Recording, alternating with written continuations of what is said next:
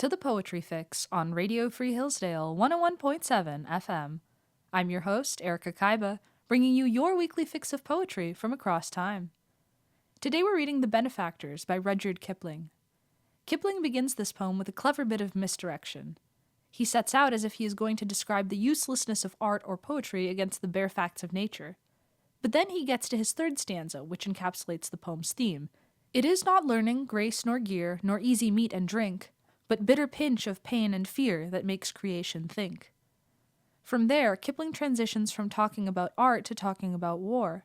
He describes the multifarious weapons that humans have invented over time because of this bitter pinch of pain and fear. He notes that every time men are absolutely backed into a corner by the power of other men or a mob, some invention springs up, born of necessity, that upsets the balance of power. He never again explicitly returns to the theme of his introductory verses about nature and art, but what is the link between them and the rest of the poem? Are the first two stanzas really just misdirection, or are they meant to frame the way we read this poem? Let's consider that as we dive in. The Benefactors by Rudyard Kipling. Ah, what avails the classic bent, and what the cultured word, against the undoctored incident that actually occurred? And what is art whereto we press through paint and prose and rhyme, when nature in her nakedness defeats us every time? It is not learning, grace nor gear, nor easy meat and drink, but bitter pinch of pain and fear that makes creation think. When in this world's unpleasing youth our godlike race began, the longest arm, the sharpest tooth gave man control of man. Till bruised and bitten to the bone, and taught by pain and fear, he learned to deal the far-off stone and poke the long, safe spear. So tooth and nail were obsolete as means against a foe, till bored by uniform defeat some genius built the bow.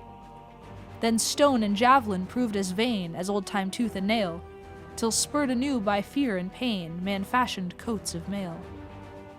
Then there was safety for the rich and danger for the poor, till someone mixed a powder which redressed the scale once more. Helmet and armor disappeared, with sword and bow and pike, and when the smoke of battle cleared, all men were armed alike. And when 10 million such were slain to please one crazy king, man, schooled in bulk by fear and pain, grew weary of the thing. And at the very hour designed to enslave him past recall, his tooth-stone arrow gun-shy mind turned and abolished all. All power, each tyrant, every mob, whose head has grown too large, ends by destroying his own job and works its own discharge. And man, whose mere necessities move all things from his path, trembles meanwhile at their decrees and deprecates their wrath. You've been listening to The Poetry Fix with Erika Kyba.